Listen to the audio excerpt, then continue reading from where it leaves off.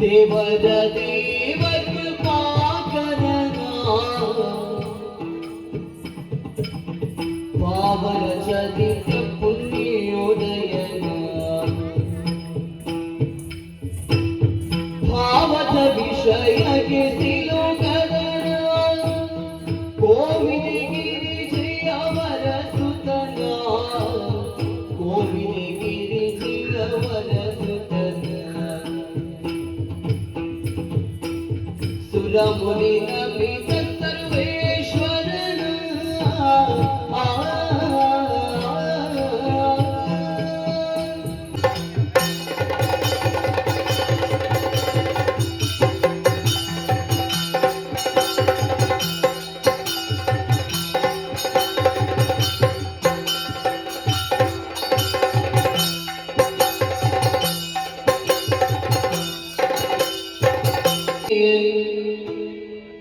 ಶ್ರೀ ದುರ್ಗಾಂಬಿಕೆಯ ಮಲಗುಂಡು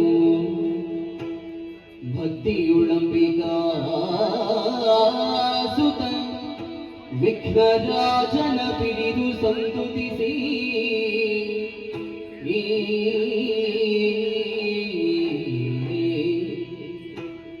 ಅಂಬುಲಿಥಿಯ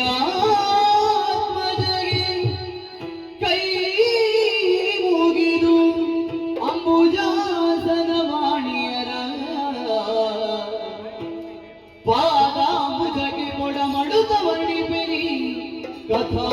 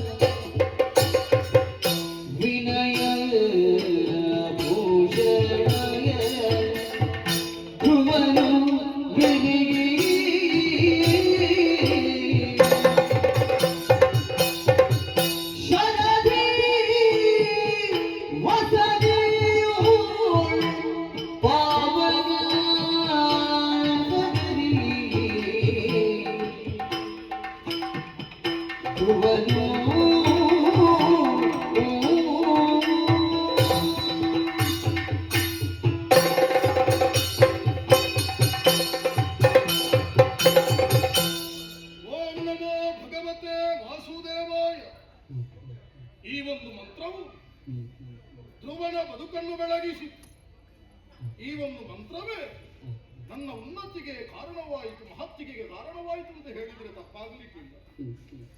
ಇಲ್ಲದಿದ್ದರೆ ಮನುವಿನಿಂದಲೇ ನಿರ್ಮಿತವಾದಂತಹ ಅಯೋಧ್ಯ ನಗರಿಯನ್ನು ಆಳ್ವಿಕೆ ಮಾಡುವಂತಹ ಯೋಗ ಭಾಗ್ಯ ನನ್ನ ಪಾಲಿಗೆ ಒದಗುವುದಕ್ಕೆ ಹೇಗೆ ಸಾಧ್ಯ?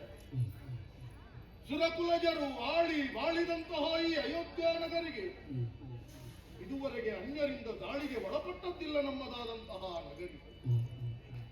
ಈ ಕಾಲಕ್ಕೆ ಮನುವಿನಿಂದಲೇ ಹುಟ್ಟಿಕೊಂಡಂತಹ ನನ್ನ ಅಯ್ಯನ ನೆನಪು ನನಗಾಗುತ್ತಾ ಇದೆ.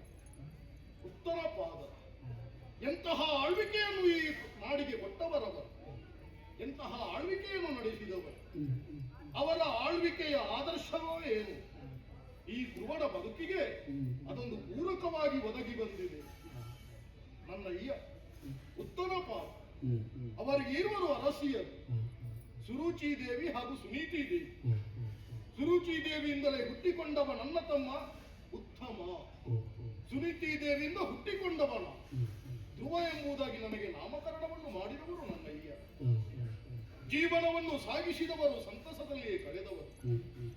ಸಣ್ಣ ವಯಸ್ಸಿನಲ್ಲಿ ಒಂದು ದಿನ ನನ್ನಯ್ಯ ಓಲಗತ್ತನಾಗುವ ಕಾಲ. ನನಗಾದ 5ರ ಹರೆಯ 5 ವರ್ಷದ ಮಗು ನಾನು. ಆ ಕಾಲದಲ್ಲಿ ನಾನು ದೂರದಲ್ಲಿಯೇ ಗಮನಿಸಿದವು. ನನ್ನ ತಮ್ಮ ನನ್ನೊಂದಿಗೆ ಆಟವಾಡುತ್ತಿದ್ದಂತಹ ವೇಳೆಗೆ ಒಮ್ಮಿಂದೊಮ್ಮೆಗೆ ಹೋಗಿ ತಂದೆಯ ತೊಡೆಯಲ್ಲೇರಿ ಕುಳಿತ.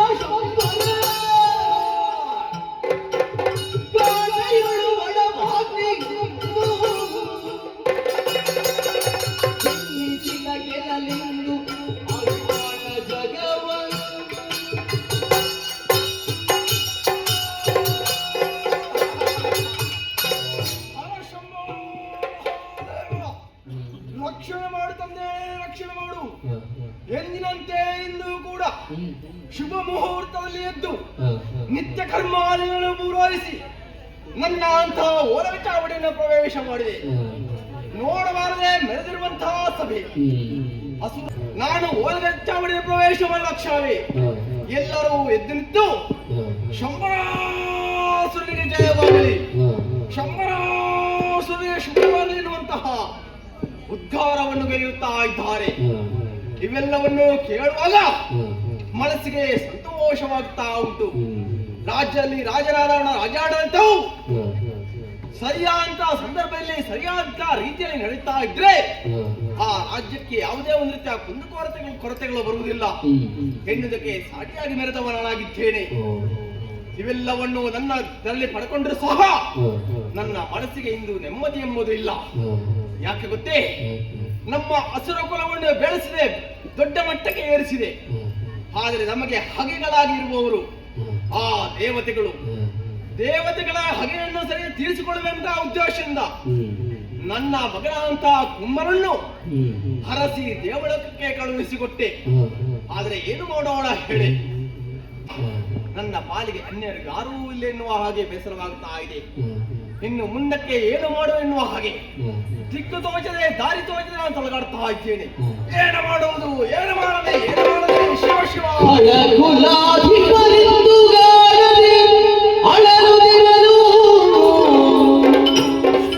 ಆಚಾರ್ಯ ಶುಕ್ರನು ಅಳಿದ ಸುತನನು ನೆನದು ಮರುಗಿದರೇನು ಫಲವಿನುತ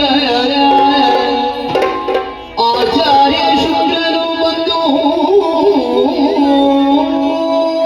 ನಿಮ್ಮ ಆಗಮನದಿಂದ ಸಂತೋಷಗೊಂಡೆ. ಕುಳಿತುಕೊಳ್ಳೋ ಉದ್ದೇಶ ನಾನು ಬಂದದಲ್ಲ. ನಿನ್ನ ಮುಖ ನೋಡಿದ್ರೆ ಏನೊಂದು ಬೇಸರ ಉಂಟು. ಏನಾಯ್ತಪ್ಪ? ಸುರಳೋಕವನ್ನು ಸ್ವಾಧೀನಪಡಿಸಿಕೊಳ್ಳುವಂತಹ ಉದ್ದೇಶದಿಂದ ನನ್ನ ಮಗನಂತಹ ಕುಮ್ಮರನ್ನು ಕಳುಹಿಸಿಕೊಟ್ಟೆ. ದೇವಂತಗಳ ಕುತಂತ್ರದಿಂದಲಾಗಿ ನನ್ನ ಮಗನ ಕುಮ್ಮರ ಮರಣವಾಯಿತು. ಬಿಡು ಬಿಡು, ಶೋಕ ಬಿಡು. ಶೋಕವ ತೊರೆ ಖಳರಾಯ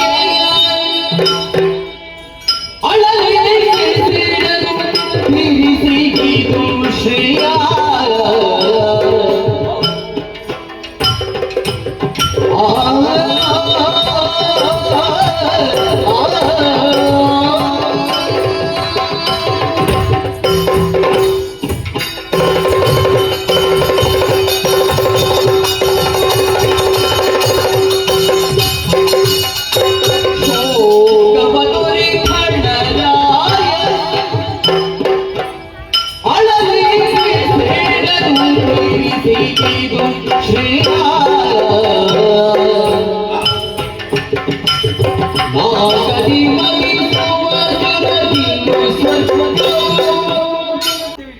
ಹಾಗಿರುವಾಗ ಅದನ್ನು ನಾವು ಸಹಿಸಿಕೊಳ್ಳಬೇಕು. ಆದ್ರೆ ನಿನ್ನ ಶೋಕವನ್ನು ದೂರ ಮಾಡುವ ಬಗ್ಗೆ ನಾನಿದ್ದೇನೆ. ನಮಗೆ ನಮ್ಮ ಜಾತಿಯವರ ಮೇಲೆ ಒಂದು ಅಭಿಮಾನ ಉಂಟು. ಹೌದು, ಸ್ವರ್ಗಲೋಕದಲ್ಲಿ ದೇವತೆಗಳು, ಆ 33 ಕೋಟಿ ದೇವತೆಗಳಿಗೆ ಬೃಹಸ್ಪತಿ ಆಚಾರ್ಯರೇ ಅವರೇ ಗುರುಗಳು. ಹೌದು. ಆದ್ರೆ ಈ ಭೂಮಿಯಲ್ಲಿ ರಾಕ್ಷಸರಿಗೆಲ್ಲ ಗುರುವಾಗಿ ಕಾಣಿಸಿಕೊಂಡವ ಶುಕ್ರಾಚಾರ್ಯ. ಶುಕ್ರ ನೀತಿಯನ್ನು ತಿಳಿದರ ಮೂಲಕವಾಗಿ ಲೋಕಕ್ಕೆ ರಾಕ್ಷಸರ ಒಳಿತನ್ನು ಮಾಡಿದ್ದಾರೆ ಎಂಬುದಾಗಿ ಕಂಡುಕೊಂಡವ ನಾನು. ಆದ್ರೆ ಏನ್ ಮಾಡುವ, ನಮ್ಮ ರಾಕ್ಷಸರಿಗೆಲ್ಲ ಕೆಲವು ದುರ್ಬುದ್ಧಿ ಅಂಟಿಕೊಂಡ ಕಾರಣ ಯಾವುದೊಂದು ಆಸೆಗೆ ಮೋಹಕ್ಕೆ ಒಳಗಾಗಿ ಅವರ ಅಸುನೈಗಿದ್ದು ಉಂಟು. ಸರಿ, ನಾನು ಮೊದಲೇ ಎಚ್ಚರಿಕೆ ಮಾತನ್ನು ಕೊಟ್ಟಿದ್ದೇನೆ. ಹೆಣ್ಣು ಹೊತ್ತು ಮಣ್ಣು ಈ 3 ವಿಷಯದಲ್ಲಿ ಮರುಳಾಗದವರು ಈ ಲೋಕದಲ್ಲಿ ಯಾರು ಇಲ್ಲ. ಬೇಕಾದಷ್ಟು ಅಧಿಕಾರ ಉಂಟು, ಹಾಗಿಂತ ಹಣ ಬಂಗಾರಲ್ಲಿ ಉಂಟು. ಆದರೆ ಹೆಣ್ಣಿನ ವಿಷಯದಲ್ಲಿ ಬಹಳ ಜಾಗೃತಿ ಆಗಬೇಕು ಅಂತ ಹೇಳಿದ್ದೇನೆ. ಅದೊಂದು ಉದ್ದೇಶ ಉಂಟು. ದರ್ಶನಂ ಚಿತ್ತನಾಶಂಚ, ಸ್ಪರ್ಶನಂ ವಿತ್ತನಾಶಯೋ, ಮೈಥುನಂ ರಕ್ತನಾಶಂಚ, ನಾರಿ ಪ್ರತ್ಯಕ್ಷ ಮಾರಿ. ಹೆಣ್ಣನ್ನು ಕಂಡ ಗಳಿಗೆಯಲ್ಲಿ ಗಂಡಿನ ಮನಸ್ಸು ನಾಶ ಆಗ್ತದೆ. ಹೆಣ್ಣನ್ನು ಮುಟ್ಟಿದ ಗಳಿಗೆಯಲ್ಲಿ ಗಂಡಿನ ಹಣ ನಾಶ ಆಗ್ತದೆ. ಹೆಣ್ಣಿನ ಸ್ಪರ್ಶ ಮಾಡಿದ ಗಳಿಗೆಯಲ್ಲಿ ಗಂಡಿನ ರಕ್ತನಾಶವಾಗ್ತದೆ ಎನ್ನುವುದರಿಂದ ಗಂಡಿನ ಸರ್ವನಾಶವನ್ನು ಬಯಸುವ ಹೆಣ್ಣು ಎಂಬುದರಿಂದ ಹೆಣ್ಣನ್ನು ನಾರಿಯಲ್ಲ ಮಾರಿ ಹೀಗೆ ಹೇಳಿದ್ದು ಉಂಟಲ್ಲ, ಬೋಧನೆ ಕೊಟ್ಟಿದ್ದೇನೆ. ಹೆಣ್ಣು ಮಕ್ಕಳ ವಿಷಯ ಜಾಗೃತ ಆಗ್ಬೇಕು ಅಂತ. ಆದ್ರೆ ಕೆಲವರೆಲ್ಲ ಹೆಣ್ಣು ಮಕ್ಕಳ ಆ ಹೆಂಗಸರ ಹಿಂದೆ ಹೋಗಿ ಅವರು ಬೇಗ ಅಳಿವನ್ನು ಕಂಡಿದ್ದಾರೆ. ಅವರಿಗೆ ಅಪಮೃತ್ಯು ಬ್ರಹ್ಮದೇವರ ಆಯುಷ್ಯ ಅವರಿಗೆ ನೀಡಿದವರಾಗಿದ್ರು ಕೂಡ ಅವರ ಸಾವಿಗೆ ಅವರೇ ಕಾರಣನಾಗಿ ಹೋಗಿದ್ದಾರೆ ಎಂಬುದಾಗಿ ಬಹಳವಾಗಿ ಬೇಸರ ಪಡ್ತಾ ಇದ್ದವ. ಈಗ ನೋಡಿದ್ರೆ ನಿಮ್ಮ ಬಗ್ಗೆ ನನ್ನ ಮಗನ ಅಳಿವೆ ಆಯ್ತಲ್ಲ, ಕನಿಕರ ಉಂಟು. ಆ ದೇವತೆ ಕುರಿತು ಹೇಳ್ತಾ ಇದೆಯಲ್ಲ, ಅವರು ಸುಮನಸರು ಅಂತ ಹೇಳ್ತಾರೆ. ಅವರು ಸುಮನಸರಲ್ಲ, ಅಲ್ವೇ? ಕುಮಾರಸರು. ಹೌದು, ರಾಕ್ಷಸರಾದ ನಮ್ಮ ಪಾಲಿಗೆ. ಆದ್ರಿಂದ ಒಂದು ದಾರಿಯನ್ನು ಕಂಡುಕೊಂಡಿದ್ದೇನೆ. ಅದಕ್ಕೆ ಸತ್ಯ ದಾರಿ ಎನ್ನುವುದರಿಂದ ಸತ್ತವರನ್ನು ಬದುಕುತ್ತೆ ನಮ್ದಾಗುದಿಲ್ಲ, ಅದು ಸಾಧ್ಯವಿಲ್ಲ. ಯಾಕೆಂದ್ರೆ ಮೃತ ಸಂಜೀವಿನಿ ವಿದ್ಯೆ ಕರಗತ ಮಾಡಿಕೊಳ್ಳುವುದು ಬಹಳ ಸುಲಭದ ವಿಷಯವೇನು ಅಲ್ಲ. ಹಾಗೆ ಅಂತ ಬ್ರಹ್ಮದೇವ ನೀಡಿದ ಆಯುಷ್ಯವನ್ನು ನಾವು ಸರಿ ಮಾಡ್ಲಿಕ್ಕೆ ಆಗ್ತದೆ ಹೇಳಿ, ಹೌದಲ್ಲ? ತಪ್ಪಿಸಲಿಕ್ಕೆ ನಮ್ಮಿಂದ ನಾವು ಸರಿಯಲ್ಲ, ಖಂಡಿತ ಸಾಧ್ಯ. ವಿಧಿ ಬರಹ, ವಿಧಿ ಬರದ ಆದಿ ಅಕ್ಷರಕ್ಕೆ ಪ್ರತಿಕೂಲ ಆದಿ ಉಂಟೆ. ಆದ್ದರಿಂದ ಅದಕ್ಕೆ ನಾವು ಮುಂದಾಗುದಿಲ್ಲ ಎಂಬುದರಿಂದ ಸತ್ತ ಆ ನಿನ್ನ ಮಗನನ್ನು ಬದುಕಿಸಕ್ಕೆ ಆಗದಿದ್ರು ಕೂಡ ನಿನ್ನ ಮಗನಂತೆ ಇರುವನ್ನು ಈ ಲೋಕದಲ್ಲಿ ಸೃಷ್ಟಿ ಮಾಡಲಿಕ್ಕೆ ಸಾಧ್ಯ ಉಂಟು. ಅದು ಯಜ್ಞ ಯಜ್ಞ.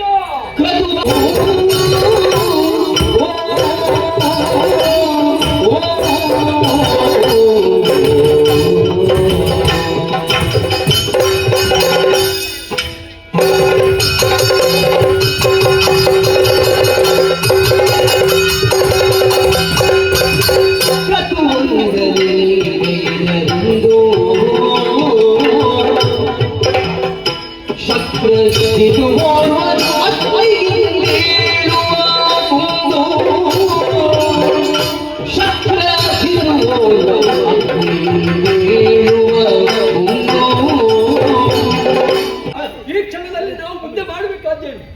ಹಿಂದೆ ಏನಾಗಿದೆ ನೋಡುವುದಲ್ಲ, ಮುಂದೆ ಏನಾಗಬೇಕು ಅದನ್ನು ನಾವು ನೋಡಬೇಕಾಗಿದೆ. ಅದು ಹೇಗೆ ಸಾಧ್ಯ? ಬೇರೇನಿಲ್ಲ, ದೊಡ್ಡದಾದ ಯಜ್ಞವನ್ನು ನೀನು ಮಾಡಿಸಬೇಕು. ಆ ಯಜ್ಞವನ್ನು ಮಾಡುವುದರ ಮೂಲಕವಾಗಿ ವಿಶಿಷ್ಟವಾದಂತಹ ಶಕ್ತಿ ಆ ಯಜ್ಞದಿಂದ ಆ ಬೆಂಕಿಯಿಂದ ಕಾಣಿಸಿಕೊಳ್ಳುವುದಕ್ಕೆ ಸಾಧ್ಯವಿದೆ. ಅವನೇ ನನ್ನಿಂದ ಸೃಷ್ಟಿಗೊಂಡವನಾಗಿದ್ದರೂ ಕೂಡ ಅವನೇ ನಿನ್ನ ಮಗ. ಆ ಮಗನಿಗೆ ಸರಿಸಮನಾಗಿ ಕಾಣಿಸಿಕೊಳ್ಳುವ ಮಗನಿಗೆ ಸಮಾನಾದ ಅವೇ ನಿನಗೆ ಮಗ ಎನಿಸಿಕೊಳ್ಳುತ್ತಿದ್ದಾನೆ. ಆದ್ರಿಂದ ಕೃತ್ಯವೊಂದನ್ನು ರಸಗುವುದರ ಮೂಲಕವಾಗಿ ಯೋಗ್ಯವಾದ ಶಕ್ತಿಯನ್ನು ಪಡೆದು ಆ ದೇವತೆ ಯಾರಾಗಿ ಆ ಶತಮಕ ಹೌದಲ್ಲ, ಹೌದು, ಅವನಿಗೆ ತಕ್ಕ ಬುದ್ಧಿಯನ್ನು ಗಳಿಸಕ್ಕೆ ಸಮರ್ಥನಿದ್ದಾನೆ. ಆದ್ರಿಂದ ಯಜ್ಞಕ್ಕೆ ಬೇಕಾದ ಎಲ್ಲ ಸಲಕರಣೆ ಆಗ್ಲಿ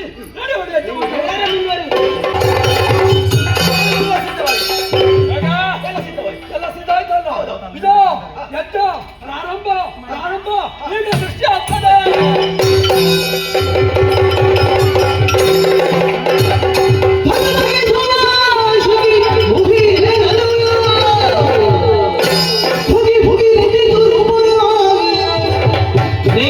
ಜ್ವಲಿಸುವ ಜಗದಂದದಿ ಫಳ ಜಗ ಬಿರಿಯುವ ಹಾಗೆ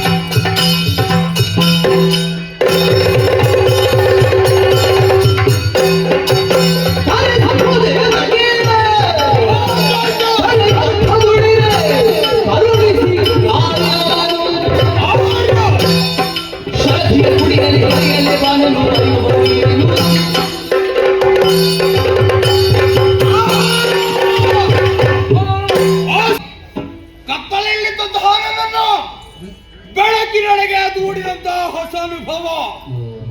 ಯಾಕೆ ಹೀಗೆ ಅನ್ನುವ ಹಾಗೆ ಕಣ್ಣುಗಳನ್ನು ತೆರೆದು ನೋಡಿದೆ ಎಂದಾದರೆ ಪ್ರಜ್ವಲಿಸುವ ಅಗ್ನಿಯ ಮುಂದೆ ನಾನು ಕಾಣತೊಡಗಿದೆ. ನನ್ನನ್ನು ಕಂಡಂತಹ ಎಲ್ಲರೂ ಕೂಡ ಉರಿಯಿಂದ ತತ್ತರಿಸುತ್ತಾ ಇದ್ದಾರೆ. ನೋಡುತ್ತಾ ಇದ್ದ ಹಾಗೆ ಯಾವುದೇ ಭಯವಿಲ್ಲದ ನಿರ್ಭೀತರಾಗಿ ಈ ಸಂಕಲ್ಪದಲ್ಲೇ ತೊಡಗಿದ್ದೀರಿ ಅನ್ನುವುದು ಸ್ಪಷ್ಟ ಆಗುತ್ತದೆ. ಇಲ್ಲಂತ ಆದ್ರೆ ಉಳಿದವರ ಹಾಗೆ ನೀವಲ್ಲ, ಅಲ್ಲ ಕಾರಣ ನೀವೇ ಅನ್ನುವುದು ಗೊತ್ತಾಯ್ತು. ಹಾಗಿದ್ರೆ ಹುಟ್ಟಿಸಬೇಕು ಅಂತಾದ್ರೆ ಬಲವಂತಹ ಕಾರಣವೇ ಅಡಕವಾಗಿರಬಹುದು. ಸಮುದ್ರದ ನೀರನ್ನು ಬತ್ತಿಸಲೇ ಗಗನವನ್ನೇ ಹರಿಯಲೇ ಏನಾಗಬೇಕು? ಯಾಕೆ ನನ್ನ ಸೃಷ್ಟಿ ಹೇಳಿ ನನ್ನಲ್ಲಿ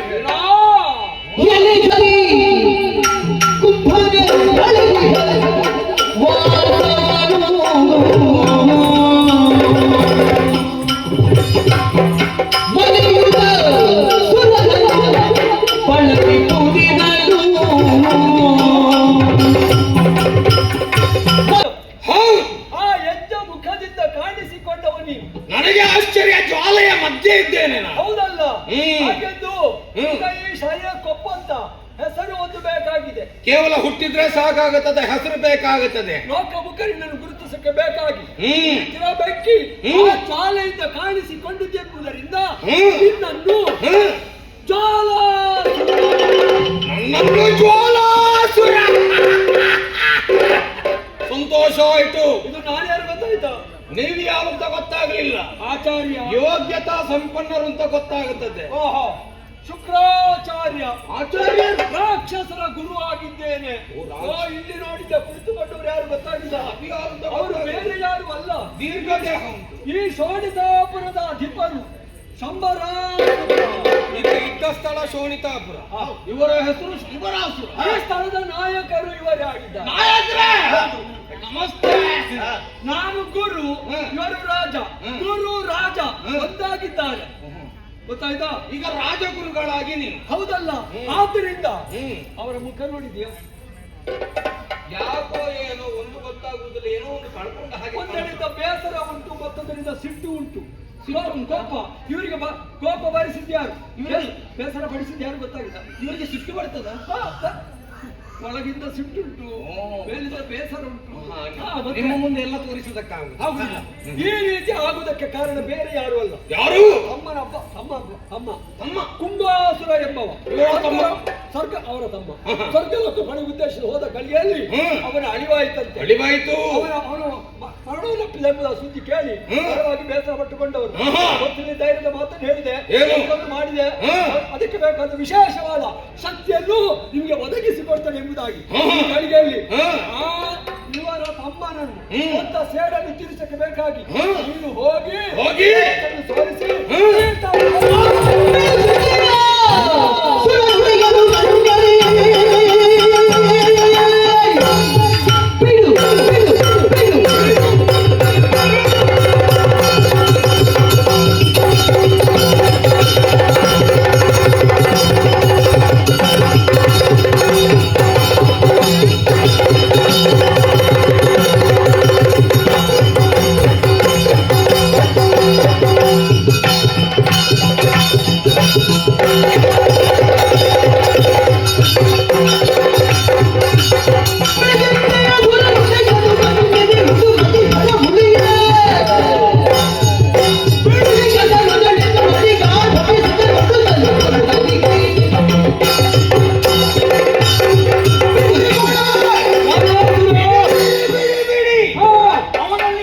ಬಿಡುವುದಕ್ಕೆ ಹೇಳಿ.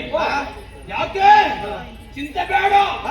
ನಿನ್ನ ಚಿಂತೆಗೆ ಪೂರ್ಣ ವಿರಾಮವನ್ನು ಹೊಂದಬೇಕು ಅನ್ನುವಂತಹ ನೆರೆಯಿಂದಲೇ ನನ್ನನ್ನು ಸೃಷ್ಟಿಸಿದ್ದೀರಿ ಎಂದಾದ ಬಳಿಕ ಅದರ ವಿಕ್ರಮಿ ಎಂದಾನಿಸಿದಂತಹ ನನ್ನ ಬಗ್ಗೆ ವಿಶ್ವಾಸ ನಿಮ್ಮಲ್ಲಿ ಉಂಟು.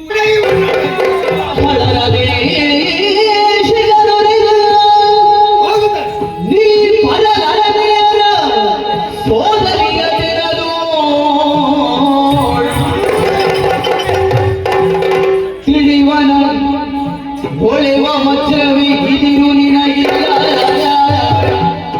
ಕಡಲ ಜಾಲವ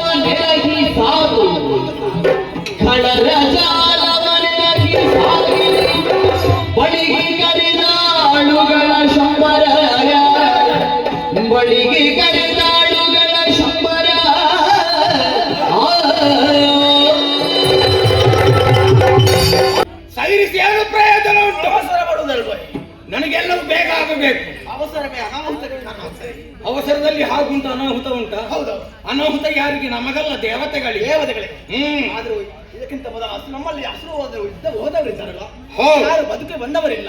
ಯಾರು ಇಲ್ಲ ಎಂದಾದ ಬಳಿಕ ನಾನು ವಿಶೇಷವಾದಂತಹ ಶಕ್ತಿ ನನ್ನ ಮಗನನ್ನೇ ಕಳ್ಕೊಂಡಂತಹ ಯೋಚನೆಯಲ್ಲಿ ಚಿಂತೆಯಲ್ಲಿ ನಾನಿರುವಾಗ ಈ ಸಂದರ್ಭ ನಿನ್ನಲ್ಲಿ ಕಳಿಸಲು ನಾನು ಸ್ವಲ್ಪ ಯೋಚನೆ ಮಾಡಬೇಡ್ವೆ.